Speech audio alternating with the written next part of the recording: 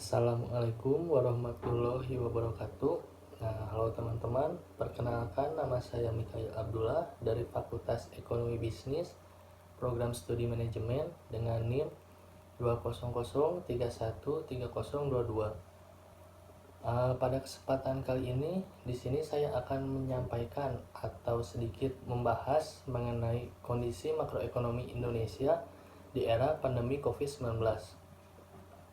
Adapun pokok bahasan yang akan saya sampaikan pada kali ini yaitu yang pertama, perbedaan kondisi makroekonomi sebelum dan sesudah pandemi COVID-19. Lalu yang kedua, ada solusi yang digunakan oleh pemerintah saat pandemi dalam menangani masalah makroekonomi. Lalu pokok bahasan yang terakhir yaitu perbandingan kondisi makroekonomi Indonesia dengan Singapura. Langsung saja ke pokok bahasan yang pertama, yaitu perbedaan kondisi makroekonomi sebelum dan sesudah pandemi COVID-19. Berdasarkan data dari Worldmeter, penderita positif virus corona di dunia sudah mencapai 3.669 juta dengan jumlah yang meninggal 253.183 dan yang sembuh 1.210 juta. Dikala pemerintah sedang berupaya untuk mengoptimalkan kondisi perekonomian Indonesia, pandemi COVID-19 datang dengan segala dampak negatifnya. Seperti yang kita ketahui sekarang, bahwa dampak dari pandemi ini sangat berpengaruh dalam segala aspek, terutama pada kondisi kesehatan dan perekonomian negara. Dengan adanya pandemi COVID-19, tidak dapat dipungkiri bahwa perekonomian Indonesia saat ini sedang berada di kondisi yang bisa dibilang sangat tidak stabil. Dikutip dari kompas.com, berdasarkan pertumbuhan dari tahun ke tahun, sumber pertumbuhan ekonomi Indonesia pada triwulan 1 2020 terbesar pada sektor informasi dan komunikasi yaitu sebesar 0,53%. Hal ini cukup bisa dimaklumi mengingat dengan adanya anjuran dari pemerintah untuk di rumah saja, maka banyak orang menjalankan pekerjaannya, hiburan, dan pendidikan melalui teknologi informasi. Dari sisi makroekonomi, dengan adanya stimulus fiskal yang disertai dengan realokasi anggaran untuk kesehatan, perlindungan sosial, dan pemulihan ekonomi nasional dari sektor keuangan, diharapkan akan dapat meningkatkan perekonomian secara perlahan. Dengan menggunakan model input-output, tim riset ekonomi PT Sarana Multi Infrastruktur memperkirakan bahwa stimulus fiskal oleh pemerintah sebesar 405,1 triliun akan tercipta output dalam perekonomian sebesar 649,3 triliun. Sementara itu, nilai tambah dan pendapatan pekerja akan meningkat masing-masing sebesar 355 triliun dan 146,9 triliun. Dengan pencapaian output, nilai tambah dan pendapatan dalam perekonomian, stimulus fiskal yang digelontorkan akan menyerap tambahan tenaga kerja sebesar 15 juta orang atau 11,84% dari total tenaga kerja.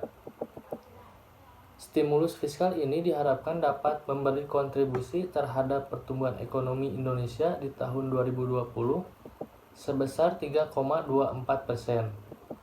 Stimulus fiskal juga telah diikuti dengan stimulus moneter yang diberikan oleh Bank Indonesia dengan menurunkan tingkat bunga acuan dan pelonggaran giro wajib minimum atau GWM. Penurunan tarif pajak menghasilkan perusahaan yang telah dikeluarkan dalam Perpus 1 tahun 2020 perlu diikuti oleh pembenahan dari sisi kapasitas hukum investasi, reformasi birokrasi, dan iklim ketenagakerjaan yang sehat. Segala daya upaya perlu dikerahkan secara bersinergi agar Indonesia dapat bangkit dari kondisi yang disebabkan dari dampak pandemi COVID-19 saat ini. Sekian pembahasan dari pokok bahasan yang pertama. Lanjut untuk pokok bahasan yang kedua, yaitu solusi yang digunakan oleh pemerintah saat pandemi dalam menangani masalah makroekonomi. Pandemi corona atau COVID-19 menimbulkan setidaknya 3 dampak terhadap perekonomian Indonesia, yaitu penurunan pertumbuhan ekonomi, peningkatan pengangguran, dan peningkatan kemiskinan. Untuk itu, pemerintah harus segera menyiapkan program dan kebijakan pemulihan secara cepat dan tepat. Menteri Koordinator Bidang Perekonomian, Airlangga Hartarto, menerangkan langkah-langkah yang ditempuh pemerintah. Beliau mengatakan dalam setiap langkah pemerintah ambil, tersebut selalu mempertimbangkan aspek kesehatan, sosial, ekonomi, dan keuangan. Langkah pertamanya yaitu program exit strategi, yaitu pembukaan ekonomi secara bertahap menuju tatanan kenormalan baru. Lalu yang kedua, program pemulihan ekonomi nasional, disingkat PEN. Dan yang terakhir, yang ketiga, yaitu riset dan transformasi ekonomi. Menko Airlangga menjelaskan, pandemi COVID-19 memberikan tekanan pada perekonomian baik dari sisi pemerintahan maupun penawaran. Semua indikator memberikan sinyal pelemahan ekonomi. Lalu pokok bahasan yang terakhir yaitu perbandingan kondisi makroekonomi Indonesia dengan makroekonomi Singapura. Sejumlah ekonom menilai resesi ekonomi yang dialami Singapura tidak boleh dipandang sebelah mata. Pasalnya, kondisi yang terjadi di tengah pandemi itu merupakan sinyal peringatan bagi Indonesia.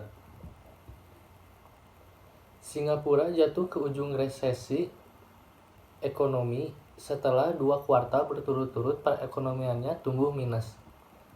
Kementerian Perdagangan dan Industri Singapura mengumumkan data awal pertumbuhan ekonomi negeri Singapura anjlok 41,2% pada kuartal 2 2020 dibandingkan kuartal sebelumnya. Secara tahunan, ekonomi Singapura juga terkontraksi 12%. Penurunan itu lebih dibandingkan kuartal 1 2020 yang minus 0,7%. Dampak resesi Singapura terhadap Indonesia tak terelakkan. Sebab, Singapura merupakan negara tujuan ekspor non-migas terbesar kelima dan merupakan yang terbesar di ASEAN. Melansir dari data Kementerian Perdagangan, Singapura memegang peran 6,57% dari total negara tujuan ekspor non-migas Indonesia per 2020 atau setara dengan 4 miliar US dollar atau setara 56 triliun dengan kurs 14.000. Sementara untuk impor, Singapura merupakan negara besar ketiga setelah Cina dan Jepang hingga Mei 2020. Kemendag mencatat barang dan jasa masuk dari Singapura mencapai 34 miliar US dollar atau setara dengan 74,76 triliun dengan menggunakan kurs 14.000. Dengan terperosoknya negara pimpinan Lee Hsien Loong itu ke jurang resesi, otomatis Singapura akan fokus pada pemulihan ekonomi domestik dan menahan laju perdagangan internasional. Ekonom Indif Tauhid Ahmad menyebut kebutuhan barang dan jasa Singapura akan lesu sehingga menciptakan tren negatif bagi mitra kerjanya, tak terkecuali Indonesia. Ia mencontohkan korelasi antara pertumbuhan Cina dan Indonesia. Setiap 1% penurunan pertumbuhan ekonomi Cina menyebabkan penurunan sebesar 0,3% untuk Indonesia. Dengan lesunya pertumbuhan ekonomi Singapura, ia menyebut dari segi penanam modal juga akan terhambat. Para investor menurutnya akan menahan investasi ke luar negeri. Dalam hal ini, Batam sebagai tujuan investasi investor Singapura yang akan paling terpukul. Sekian yang dapat saya sampaikan mengenai pembahasan tentang kondisi makroekonomi Indonesia di era pandemi COVID-19. Mohon maaf bila sangat banyak kekurangan. Akhir kata, wabillahi taufiq wal hidayah. Wassalamualaikum warahmatullahi wabarakatuh.